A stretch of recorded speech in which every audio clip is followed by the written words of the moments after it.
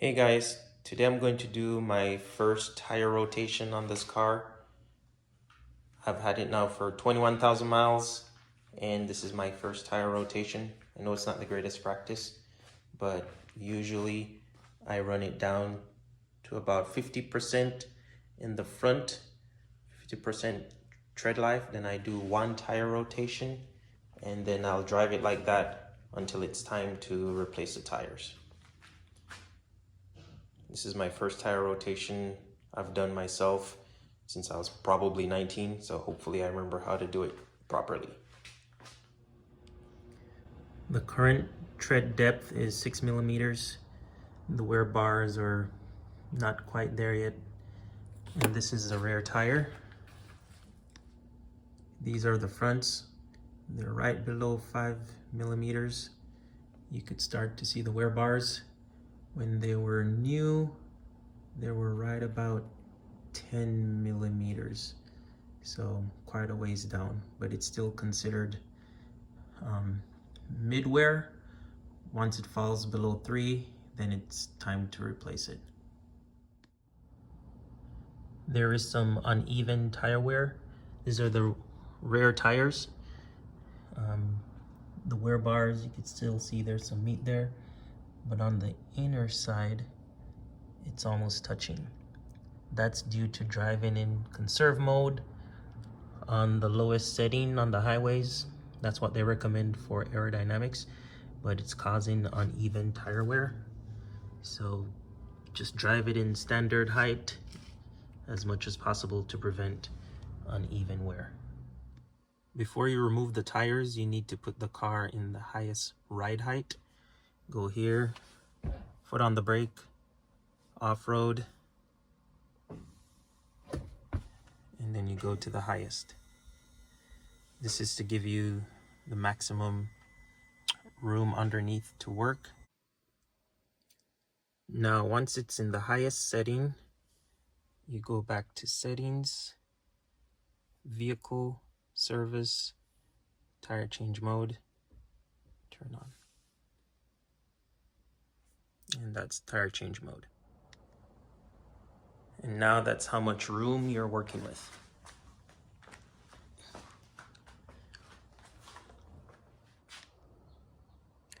Even though I have my own jack and tools, I'm gonna need to use a Rivian jack so I could lift up the other tire. It doesn't come with a second hook like the R1T did.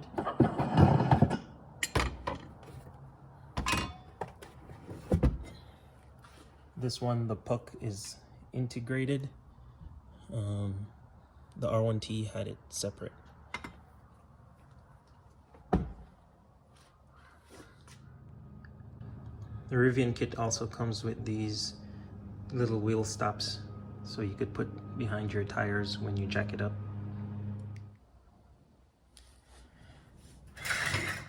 This is the Rivian jack. I'm gonna use an impact driver so it could go faster, and screwdriver to remove the caps.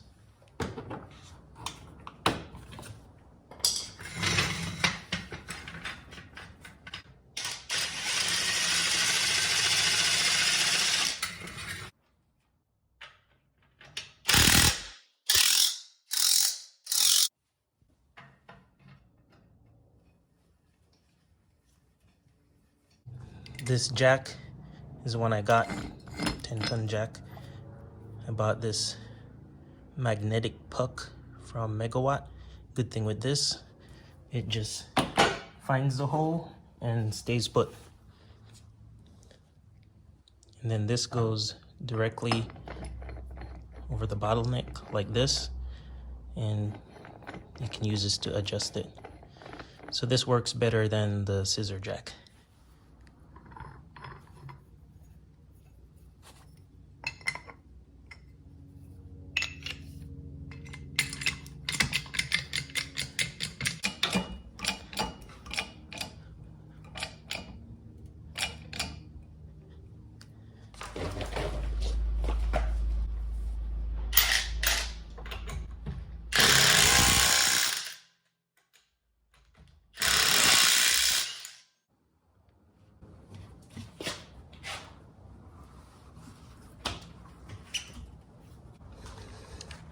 This is all the fancy stuff under here. Big old air canister, calipers, control arms. Never seen all this before.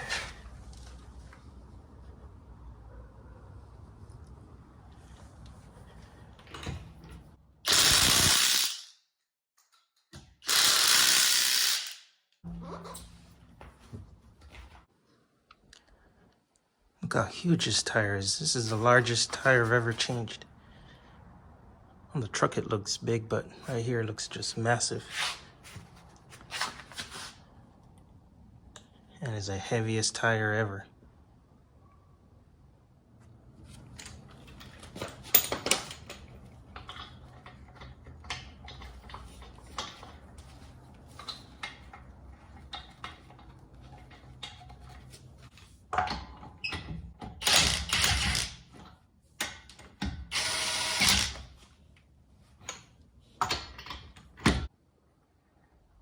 If you are going to use your spare tire, make sure to take it out before you raise the car up, because now you have to lift it over 4 feet.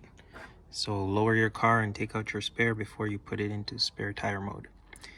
Now there's a pin there that it's hard to get over. This part that comes with it has a hex key that goes on top of that, and you can screw it out.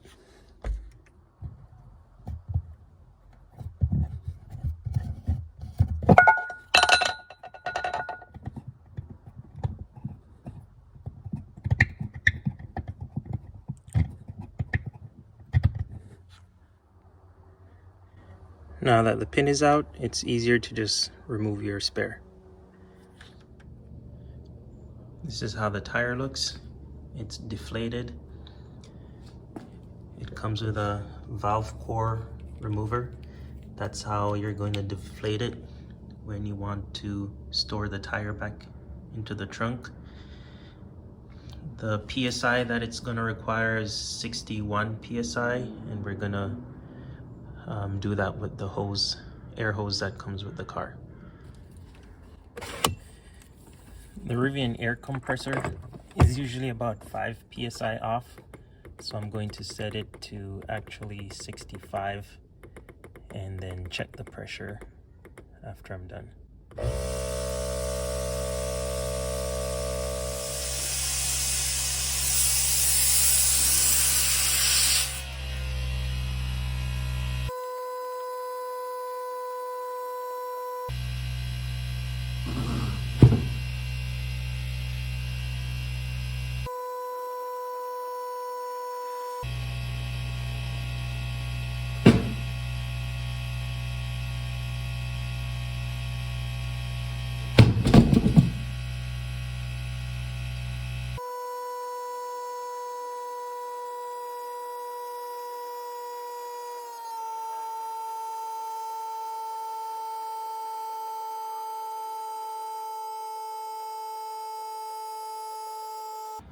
It's always good to use a secondary gauge to double check the pressure.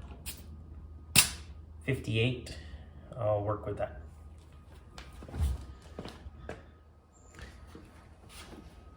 This is how the tire looks.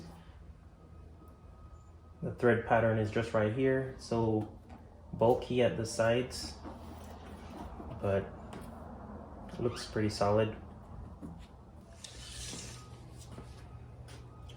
The spare is about 31 inches high versus the original, which is 34 inches. So 3 inches height difference. The spare is about 60 pounds. The original is about 85 pounds. So that's a major weight difference.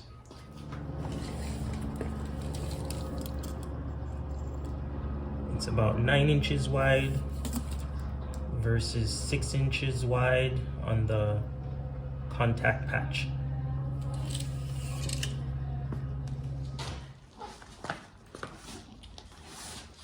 Then check out the spare, much lighter than the other one, but still heavy for a regular tire.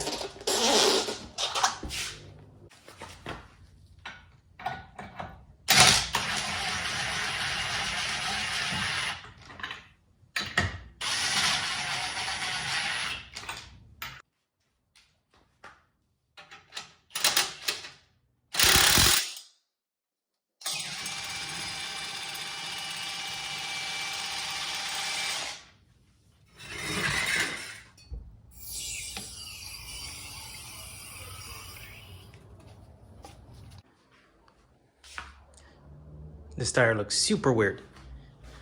Look at that.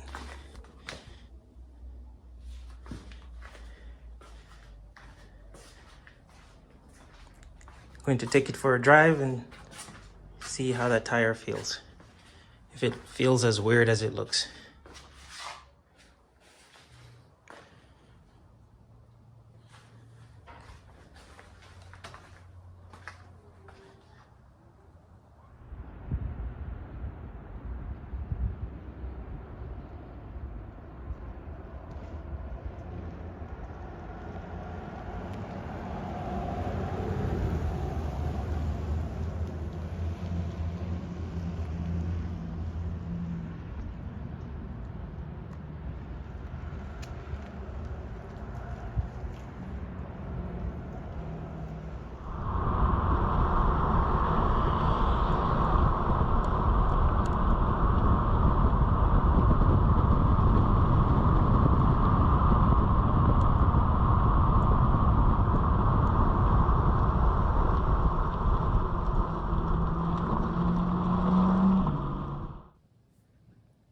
I took the car for a drive with the donut spare installed, and I noticed that it drives fairly normal in a straight line, and the air suspension seems to keep it level.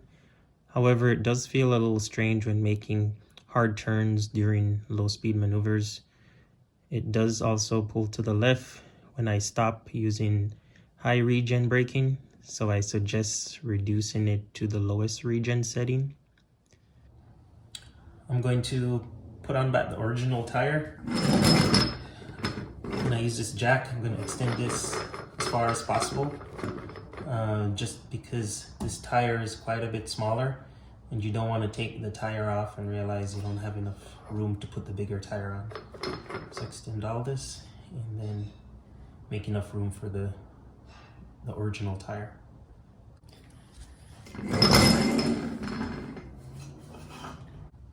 Make sure to have about 3 inches underneath to make room for the bigger tire.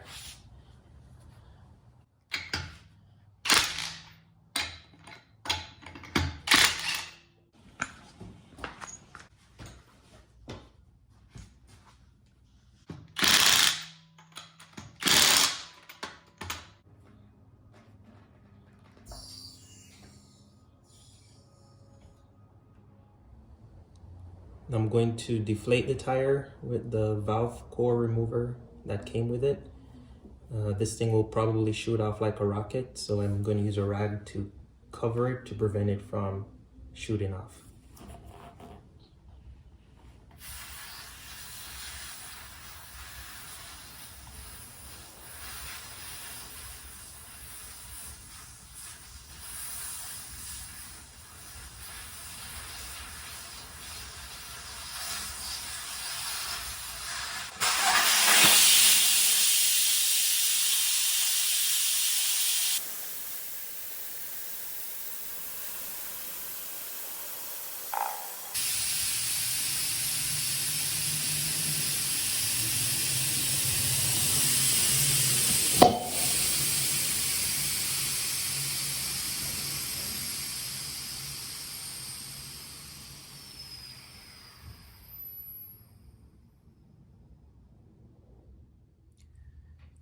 I'm going to roll the tire around for a little bit to squeeze all the air out, and then put the valve core back in.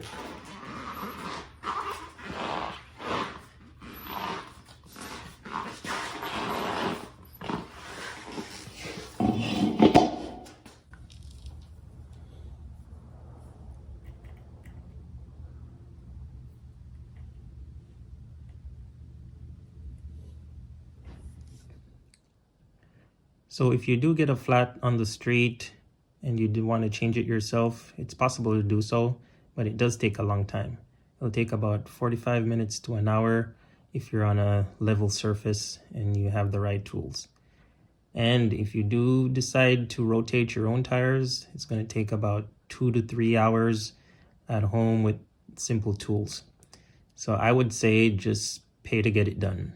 Rivian does it for about $60 with their mobile service, and they'll come to your house and take care of it.